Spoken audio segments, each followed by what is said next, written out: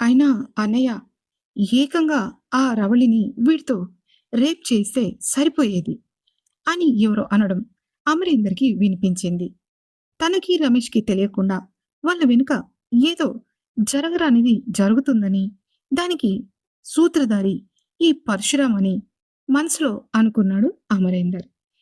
నిన్నే ప్రేమిస్తా ఒక సీఈఓ ప్రేమ కథ పార్ట్ 152. ఫ్లాష్ బ్యాక్ విన్న తర్వాత రవళిలో మార్పు వస్తుందా? చూడాలి మరి ఏమవుతుందో. వాడి మాటలు విన్న పరశురాం, లేదురా, ఆ రవళిని అలా చేస్తే రేపు ఈ రమేష్ తర్వాత రవళిల కొడుకు ఆ వీజీకి నా కూతురు లాస్యనిచ్చి పెళ్లి చేయాలి కదా. వాళ్ళిద్దరూ సేఫ్గా ఉంటేనే నా బిడ్డతో పెళ్ళవుతుంది. అలాగే ఏదో ఒకరోజు ఆ మల్లికని ఎలాగో ఒకలా వీళ్ళతో ఒప్పించి నేను దాన్ని పెళ్లి చేసుకుంటాను అని కర్కశంగా గట్టిగా నవ్వాడు పరశురాం. ఈ పాటికి మల్లికకి దాని మొగుడైన వీడు ఏం చేశాడో తెలిసే ఉంటుంది. అది కూడా ఇక వీడి ముఖం చూడదు అని మళ్ళీ గట్టిగా నవ్వుతాడు పరశురాం. ఆ మాటలని విన్న అమరేందర్ భయంతో బాధతో సగం చచ్చిపోయాడు. ఇక ఖచ్చితంగా నేను వీళ్ళెవరికి కనిపించలేను. నేను బ్రతికున్నానని, వీళ్ళ నిజస్వరూపం తనకి తెలిసిందని వీళ్ళకి తెలిస్తే నన్ను చంపేస్తారు. ఈ పరిస్థితిలో నేను ఎవరికి నిజం చెప్పినా నమ్మరు అని మౌనంగా కన్నీళ్లు కారుస్తాడు అతను. ఇంతలో ఎవరో ఒకరు పరుగున వచ్చారు. అది పరశురాం మనిషి. అయ్యా, అదే ఆ మల్లికమ్మ పురిటి నొప్పులతో హాస్పిటల్లో అడ్మిట్ అయిందంట, ఆమెకి ఆడపిల్ల పుట్టిందంట అని చెప్పాడు వాడు. ఆ మాటలు విన్న అమరేందర్ ఒక్కసారిగా సంతోషపడుతూ, ఏంటి, నా నా చిట్టి తల్లి భూమి మీదకి వచ్చిందా? ఐఆమ్ సారీ తల్లి. నువ్వు పుట్టగానే నా చేతులతో నిన్ను ఎత్తుకోవాలని ఆశపడ్డాను. కానీ ఇలాంటి పరిస్థితుల్లో నువ్వు పుట్టావు. ఎలా తల్లి నేను ఇక్కడి నుంచి బయటపడేది అని మనసులో అనుకున్న అమరేందర్ మౌనంగా రోధిస్తూ వాళ్ళ మాటలు వినసాగాడు. చచా, ఈ మల్లిక ప్రెగ్నెంట్ కాకముందే ఇలాంటి అవకాశం వస్తే ఎంత బాగుండేది. పోన్లే, ఇప్పటికైనా వచ్చింది, ఏం చేస్తాం. ఒరేయ్, మన వీరయ్యగాడు లేడా అని అడిగాడు పరశురాం. లేడయ్యా, వాడు ఏదో ఊరెళ్ళాడు, రాత్రి వరకు వస్తాడు అని అన్నాడు వాడు. ఛ, ఆ పుట్టిన పిల్లను చంపి బయట బొంద పెడితే సరిపోయేది. పోన్లే, అక్కడ ఎవరైనా తెలిసిన వాళ్ళు ఉన్నారా నీకు అని అడిగాడు పరశురాం. ఆ, ఉన్నారయ్యా, ఆ ఆసుపత్రిలో మా చిన్నమ్మ కూతురు నర్సుగా ఒకరు పనిచేస్తున్నారు అని చెప్పాడు వాడు. సరే, ఆ నర్సుకి అక్కడి డాక్టర్తో మాట్లాడమని చెప్పు. ఆ మల్లికకి మత్తు మందిమ్మను 10 100 ఇచ్చి ఆ పుట్టిన పిల్లని ఈ రాత్రి ఎక్కడన్నా ఎత్తుకెళ్ళి కుప్పతొట్లో పడేయమని చెప్పు. రేపొద్దున అది లేచాక దాని కూతుర్ని దాని భర్త అమరేందర్ వచ్చి తీసుకెళ్ళిపోయాడని చెప్పమను అని అన్నాడు పరశురాం. అతను అంత కర్కశంగా మాట్లాడుతూ ఉంటే అమరేందర్కి లోపల రక్తం ఉడికిపోయింది. కానీ ఇప్పుడు తను తొందరపడితే తన భార్య బిడ్డలు చచ్చిపోతారని బాధతో కుమిలిపోయాడు. సరేనయ్యా అని ఆ వచ్చినవాడు అనడంతో, ఒరేయ్ జాగ్రత్త, హాస్పిటల్ వెనుక గేట్ నుండి పట్టుకెళ్ళమను అని మళ్ళీ అంటాడు వాడు. మల్లిక డెలివరీ అయిన వార్త మోసుకొచ్చినవాడు అట్టాగేనయ్యా అని అక్కడి నుంచి వెళ్ళిపోయాడు. అనయ్య, మరి వీణ్ణేం చేస్తావు? బ్రతికే ఉన్నాడు కదా వీడు అని అనుమానంగా అడిగాడు పక్కనున్న మరొకడు. ఏముంది, వీణ్ణి ఇక్కడ ఇలాగే ఉంచేద్దాం. మొన్న ఓ ఇంటర్నేషనల్ కంపెనీలో వీడో పెట్టుబడి పెట్టాడు. వాటిని మన పేరుపైకి మార్చుకున్న తర్వాత ఇంకేముంది, చంపేయడమే. అంటే పరశురాం తనని చంపడానికి డిసైడ్ అయ్యాడని తెలియగానే భయంతో వణికిపోయాడు అమరేందర్. అయ్యా, మీకు ఫోన్ వస్తుంది అని చెప్పగానే పరశురాం అక్కడి నుంచి వెళ్ళిపోతూ, వీడు ఇంకా లేవలేదు, ఎప్పటి వరకు మెలకువ రావచ్చు వీడికి అని అమరేందర్ని చూస్తూ అడిగాడు పరశురాం. ఓ రాత్రికల్లా మెలకు వస్తుందయ్య గారు అని అన్నాడు వాడు. సరే, ఈ రూమ్‌కి బయట నుండి గడియ వేసి మీరు కూడా నాతో రండి.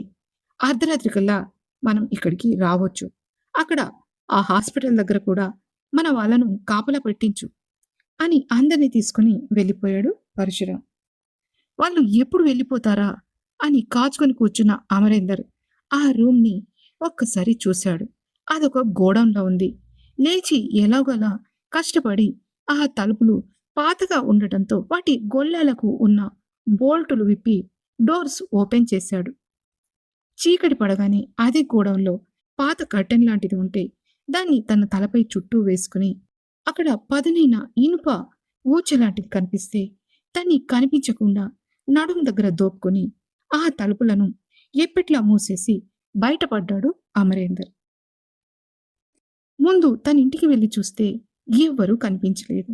అక్కడ ఎప్పుడూ కనపడకుండా పెట్టిన మరొక కీ తీసుకుని తాళం ఓపెన్ చేసి ఇంట్లోకి వెళ్ళిన అతను తనకి అవసరమైన డాక్యుమెంట్స్, డబ్బులు కొన్ని ఒక సంచిలో పెట్టుకుని తన రక్తసిక్తమైన బట్టలను మార్చుకుని వాటిని కూడా అదే సంచిలో పెట్టుకుని భుజాన వేసుకొని మెల్లిగా హాస్పిటల్ వెనక వైపు వెళ్ళి కావాలని ఆ హాస్పిటల్ వెనక గేటు ముందు ఏదో వెతుకుతున్నట్టుగా యాక్ట్ చేస్తూ ఒక బికారిలా ముందుకు వెళ్ళాడు అమరేందర్.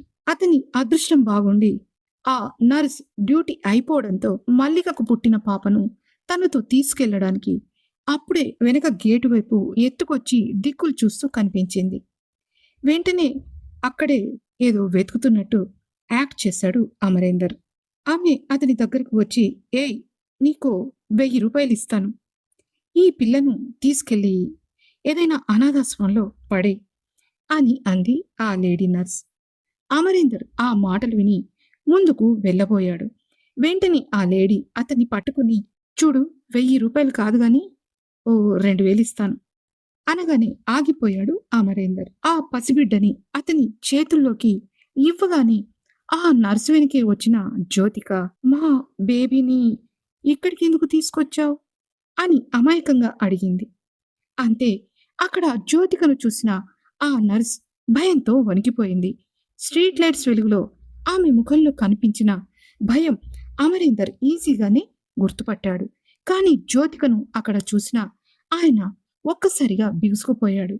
ఇదంతా చూసిన జ్యోతికను వీళ్ళు ఏదైనా చేస్తే ఎలా అని భయంతో వణికిపోయాడు అమరేందర్. వెంటనే ఆ నర్స్ ఎవరికో ఫోన్ చేసి, ఏంటనయ్యా, నువ్వు ఈ పసిపిల్లను అప్పచెప్పమంటే ఇంకో అమ్మాయి కూడా వెనకే వచ్చింది. ఈ పిల్ల మొత్తం చూసేసింది. రేపొద్దున నన్ను పట్టిస్తే ఎలా అని భయంగా అంది. అటువైపు నుంచి ఇంకో అమ్మాయా, ఎవరా అమ్మాయి అని అనగానే అదే ఆ డెలివరీ అయిన ఆమె పెద్ద కూతురు అనుకుంటా, ఆమె వెంటే వచ్చింది అని ఆ నర్స్ చెప్పడంతో, అంటే మల్లిక హాస్పిటల్లో అడ్మిట్ అవ్వడానికి వచ్చినప్పుడు జ్యోతికను వెంట తీసుకుని వచ్చిందని అమరేందర్కి అర్థమైంది. వెంటనే అటు నుంచి, నీకు కొంచెం కూడా తెలివిలేదా? వెనక ఎవరొస్తున్నారు ఏంటి అని చూసుకోవా? ఆ పుట్టిన పిల్లతో పాటు దాన్ని కూడా ఏదో ఒకటి చేసి వదిలించుకో. మళ్ళీ నాకు ఫోన్ చేస్తే ఊరుకోను. నేను మా అయ్యగారితో వేరే పనిలో ఉన్నాను. 1 గంటలో ఆ ఊరికి వస్తాను అని టక్కున ఫోన్ కట్ చేశాడు వాడు. వెంటనే ఆ నర్సు మరో 2000 అమరేందర్ చేతిలో పెట్టి, ఇదిగో, ఈ చంటి పిల్లతో పాటు ఈ అమ్మాయిని కూడా తీసుకెళ్ళి అక్కడ అప్పచెప్పు అని అన్న ఆ నర్స్ జ్యోతిక వైపు తిరిగి, ఈ పాపని వేరే డాక్టర్కి చూపించాలి. నువ్వు కూడా ఇతనితో వెళ్ళు అని జ్యోతికను అమరేందర్కు అప్పచెప్పి అక్కడి నుంచి హడావుడిగా వెళ్ళిపోయింది. అంతే, జ్యోతిక, ఎవరు నువ్వు అని అడిగింది భయంగా. వెంటనే అమరేందర్ తన ముఖాన్ని కప్పుకున్న ముసుగును తీసి, నేను రా జ్యోతి, మీ మావయ్యని అని ఆమెను దగ్గరగా పట్టుకున్నాడు. అతన్ని గుర్తుపట్టిన జ్యోతిక, మావయ్య నువ్వా అని అరిచింది. అంతే, వెళ్ళిపోతున్న ఆ నర్స్కు ఈ మాటలు వినిపించడంతో భయంతో మళ్ళీ వాడికి ఫోన్ చేసి, అన్నా, ఇతను ఎవరో వీళ్ళకు తెలిసిన వాడిలా ఉన్నాడు. ఆ పెద్ద పిల్ల మావయ్య అని పిలుస్తుంది అని భయంతో అంది. తమని ఆ నర్సు గుర్తుపట్టిందని అర్థమై వాళ్ళిద్దరినీ తీసుకుని అక్కడి నుంచి పరుగందుకున్న అమరేందర్ అప్పుడే అటుగా వచ్చిన ఆటో ఎక్కి రైల్వే స్టేషన్ వైపు వెళ్ళిపోయాడు. రైల్వే స్టేషన్కి వెళ్ళాక ఆటో దిగడం ఆలస్యం. అప్పుడే కదులుతున్న ఒక ట్రైన్లోకి ఎక్కేశాడు అమరేందర్. ఆ నర్స్ ఫోన్ చేయడంతో వాడు ఆ హాస్పిటల్ ముందున్న తన వాళ్ళందరికీ ఫోన్ చేసి అమరేందర్ని వెంబడించమని చెప్పడంతో వాళ్ళల్లో కొంతమంది బస్ స్టాప్ వైపు, మరికొంతమంది రైల్వే స్టేషన్ వైపు వెంబడిస్తూ వచ్చారు. తమని వెంటాడుతూ వచ్చిన వాళ్ళు ప్రతి బోగి వెతుకుతూ ఉండటంతో తాము పెద్ద ప్రమాదంలో చిక్కుకున్నామని, తమని రక్షించడానికి మావయ్య కష్టపడుతున్నాడని జ్యోతికకి అర్థమైంది. అప్పుడు గతం నుంచి బయటకు వచ్చిన అమరేందర్ చిన్నగా నిట్టూర్పు విడుస్తూ, "ఉహుం, ఇది విజయ్ జరిగింది. నేను ఆ ట్రైన్ ఎక్కిన తర్వాత పిల్లలిద్దరిని సీతాలకు అప్పచెప్పి నేను వాళ్ళ కంటపడకుండా జాగ్రత్త పడ్డాను. తర్వాత సీతాలుతో మాటలు కలవడంతో నేను జ్యోతిక, స్వప్నికలను తీసుకొని వాళ్ళ ఊరికి వెళ్ళి అక్కడ స్థిరపడడం జరిగింది. జ్యోతిక మామయ్య అని పిలిస్తే ఎవరికైనా డౌట్ వస్తుందన్న భయంతో తనకి నాన్న అని పిలవడం అలవాటు చేశాను. ఇక అప్పటి నుంచి జ్యోతిక, స్వప్నికలు ఇద్దరు నా కూతుళ్ళని అందరూ అనుకున్నారు" అని చెప్పిన అమరేందర్ తన చేతుల్లో ముఖం దాచుకుని ఏడవడం మొదలుపెట్టాడు. వెంటనే జ్యోతిక పరుగున వచ్చి అతన్ని దగ్గరికి తీసుకుని, "ఏంటి నాన్న ఇది? అంత ధైర్యంగా మమ్మల్ని తీసుకువెళ్ళి పెంచి పెద్ద చేసి ఇక్కడి వరకు తీసుకొచ్చారు, చదివించారు, మంచి సంస్కారం ఇచ్చారు. మీ ప్రాణాల మీదకొచ్చినా కూడా నాకిష్టమైన వాడితో పెళ్లి చేశారు. ఎలాంటి ఇబ్బంది వచ్చినా ధైర్యంగా ఎదుర్కొనేలా మమ్మల్ని తీర్చిదిద్దారు. అలాంటిది మీరు ఏడవటమేంటి నాన్న? ప్లీజ్ కంట్రోల్" అని కన్నీళ్లతో అంటుంది జ్యోతిక. జ్యోతిక 8 ఏళ్ల పిల్ల అవడంతో అత్త గురించి, తల్లి ప్రవర్తన గురించి అమరేందర్తో వెళ్ళిపోయినప్పటి ఇన్సిడెంట్స్ అన్నీ కూడా చూచాయగా ఆమెకు గుర్తున్నాయి. అందుకే అమరేందర్ బాధ అర్థం చేసుకుంటుంది. ఆ అమరేందర్ చెప్పిన మాటలు విన్నా అందరూ కన్నీళ్లు పెట్టుకుంటారు. అమరేందర్ అలా చేయడానికి ఒక బలమైన కారణం ఉండి ఉంటుందని రమేష్, మల్లికలు ఇద్దరు అనుకునేవాళ్ళు. కానీ అక్కడ అతను ఎదుర్కొన్న సిచ్యువేషన్ ఇంత భయంకరమైనదని గాని, దానికి కారణం ఇప్పటికీ తమతో చాలా నమ్మకంగా తేనె పూసిన కత్తిలా ఉంటున్న పరశురామ్ అని మాత్రం ఊహించలేకపోయారు. "పర్వాలేదమ్మా జ్యోతి, ఇక్కడున్న వాళ్ళతో ఈ విషయాలు చెప్పడం వల్ల ఇన్ని రోజుల ఈ భారాన్ని దింపుకునే అవకాశం వచ్చింది. అందుకే ఏడ్చాను. ఇక్కడ నేను క్షమాపణలు చెప్పాలి అంటే మీ అమ్మ రవళికి, తర్వాత నా భార్య మల్లికకి" అని కన్నీళ్లు తుడుచుకుంటాడు అమరేందర్. రవళి పరుగున వచ్చి అమరేందర్ కాళ్ళు పట్టుకుని, "నన్ను క్షమించానయ్యా. నేను చెప్పుడు మాటలు విని ఆలోచించలేకపోయాను. అసలు దీనికంతటికీ కారణం ఆ పరశురామ్ అని నాకు తెలియదు" అంటూ ఏడుస్తూ కూలబడిపోతుంది. వెంటనే ఠక్కున అమరేందర్ తన కాళ్లను వెనక్కి లాక్కుంటూ ఆమె భుజాలను పట్టి లేపి పక్కనే ఉన్న సోఫాలో కూర్చోబెడుతూ, "లేదమ్మా, అక్కడ నీ తప్పేమీ లేదు. ఆ పరశురామ్ గాడు ఆ పరిస్థితులను అలా సృష్టించాడు. దానివల్ల అక్కడ నువ్వే కాదు, నేనున్నా, ఇంకెవరున్నా అలాగే అర్థం చేసుకుంటారు" అని బాధగా అంటాడు. పరశురామ్ మల్లికని పెళ్లి చేసుకుంటానని 2-3 సార్లు కృష్ణమూర్తి గారికి ఇండైరెక్ట్ గా ఎందుకు చెప్పాడో తను ఆ విషయం మల్లికతో అంటే మల్లిక కోపానికి రావడం కృష్ణమూర్తి గారికి గుర్తొస్తుంది. "ఓహో, ఇందుకేనా మీ బావ ఇక వచ్చేలా లేడు? అయినా మోసం చేసిన వాడి కోసం మీ అక్క ఎన్ని రోజులు ఎదురు చూస్తుంది చెప్పు? మనం అందరం హ్యాపీగా ఉంటే తను మాత్రం అలా మోసం చేసిన వాడి కోసం ఇలా ఎన్నాలని ఎదురు చూస్తుంది. ఒక్కసారి మల్లికని అడిగి తెలుసుకో ఉమేష్. నేను తనకి తోడుగా మరో కొత్త జీవితాన్ని ఇస్తాను అని నాతో ఒక 2-3 సార్లు అన్నాడు ఆ పరశురాం గాడు. నేను అక్క దగ్గర ఆ టాపిక్ తీసుకొస్తే ఇంకొకసారి ఈ టాపిక్ నా దగ్గర మాట్లాడకు. ఈ జన్మకు ఇది చాలు అని అక్క కోపానికొచ్చింది అంటూ బాధగా అంటాడు ఉమేష్. ఆ మాటలు విన్న రమేష్కి రవలి కూడా మల్లికని పరశురాంకిచ్చి పెళ్లి చేయమని తనని ఫోర్స్ చేయడం, తను కోపానికి రావడంతో పరశురాం తరపున సపోర్ట్ చేస్తూ మల్లికని నానా మాటలని పెద్ద గొడవ చేసింది. అమరేందర్ వెళ్ళిపోయాక అప్పటి వరకు రవిచంద్ర మ్యాన్షన్లో ఉన్న మల్లిక ఆ రోజు రవలి అంత పెద్ద గొడవ చేయడంతో తన ఇంటికి వెళ్ళిపోయి రమేష్ దగ్గర ఒక ఎంప్లాయీగా జాయిన్ అయ్యింది. అదంతా గుర్తొచ్చి రవలి వైపు అసహ్యంగా చూస్తాడు రమేష్. మల్లిక మనసులో తను డెలివరీ అయ్యి భర్తకి బిడ్డకి దూరం అయ్యాక ఆ రోజు నుండి తను ఎదుర్కొన్న ఇబ్బందులు, అవమానాలు, తర్వాత ఆ రోజు నుండి తనతో మాట్లాడడం మానేసిన రవలి తనని సూటిపోటి మాటలతో ఎంత హింసించిందో గుర్తొచ్చి ఏడుస్తూ అక్కడి నుంచి లేచి తన తండ్రి కృష్ణమూర్తి గారి రూంలోకి వెళ్ళిపోతుంది. అవునరా విజయ్, ఇప్పుడు మనం అందరం ఒకే దగ్గర ఉన్నామని, మనం కలుసుకున్నామని ఆ పరశురాం గడికి తెలిస్తే ఎలారా అని టెన్షన్గా అడుగుతారు కృష్ణమూర్తి గారు. నాన్న ఆ భూపతి కొడుకు ఆ డేనియల్తో కలిసి పెద్ద ప్లానే వేశాడు. యాక్చువల్గా ఈరోజు ఉదయం వరకు మన ఇంట్లో ఉంది స్వప్నిక కాదు అని బాంబు పేల్చాడు విజయ్. అంతే ఆశ్చర్యపోయిన రవలి, ఏంట్రా నువ్వు అనేది?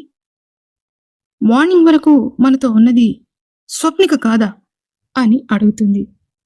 నేను చెప్పలేదా అక్క, అది దాని మాటలు, దాని పని చూస్తే మన స్వప్నిక కాదని నేను అన్నాను చూడు, ఇంతకీ ఎవర్రా అది అని భయంగా అడుగుతుంది దీప. పిన్ని, అది డాలి అని ఒక ప్రాస్టిట్యూట్. దానికి మన స్వప్నికలా ప్లాస్టిక్ సర్జరీ చేయించి దానితో కలిసి ఈ ఆదిత్య గడు పిచ్చి పిచ్చి ఫొటోస్, వీడియోస్ తీశాడు. ఇప్పుడు స్వప్నికను వాడికి అప్పచెప్పకపోతే ఆ వీడియోలు, ఫోటోలు అన్నీ సోషల్ మీడియాలో పోస్ట్ చేస్తానని బ్లాక్మెయిల్ చేస్తున్నాడు అని చిరాక్ అంటాడు విజయ్. నీకంతా నెట్వర్క్ ఉంది కదా విజయ్, ఇంకా భయం దేనికి? నీ స్పెషల్ ఫోర్స్తో వాడి ఇంటిపై అటాక్ చేయించు అని అంటాడు ఉమేష్. అలా వీలు కాదు బాబాయ్, ఆ వీడియోలని అన్నిటినీ స్మాష్ చేయొచ్చు, కానీ నన్ను దెబ్బతీయడానికి వాళ్ళందరూ కలిసి 2 వైపుల నుండి నాపై ఒత్తిడి తేవాలని చూస్తున్నారు. ఈ ఆదిత్య గాడితో పాటు ఆ డేనియల్ ఉన్నాడుగా, వాడి దగ్గర మన అఖిల్ బ్రతికే ఉన్నాడు కోమాలో. స్వప్నికను ఆదిత్య దగ్గరికి పంపకపోతే వాణ్ణి చంపుతామని వాడు బ్లాక్మెయిల్ చేస్తున్నాడు అని అంటాడు విజయ్. అసలేంటి ప్రాబ్లమ్స్, మనకే ఎందుకో ఇలా అవుతుంది అని టెన్షన్గా అంటారు కృష్ణమూర్తి గారు. అది విన్న విజయ్ సీరియస్ అవుతూ, ఇంతకు ముందు పాటిల్ ఫోన్ చేసి ఏం చెప్పాడో తెలుసా తాతయ్య అని అడుగుతాడు. అందరూ అతని వైపు క్వశ్చన్ మార్క్ ఫేస్ పెట్టి చూస్తారు. విజయ్ ఏం చెప్పాడో మీరు గెస్ చేయండి, చూద్దాం. మీరేం గెస్ చేశారో కామెంట్ బాక్స్లో పెట్టండి. ఈ 152 పార్ట్ మీకు నచ్చితే లైక్ చేయండి, ఒక హైప్ ఇచ్చి మీ అభిప్రాయాన్ని కామెంట్ రూపంలో తెలియజేయండి. నెక్స్ట్ పార్ట్ కోసం ఇప్పుడే సబ్స్క్రైబ్ చేసుకోండి. మళ్ళీ కలుద్దాం. Thank you so much.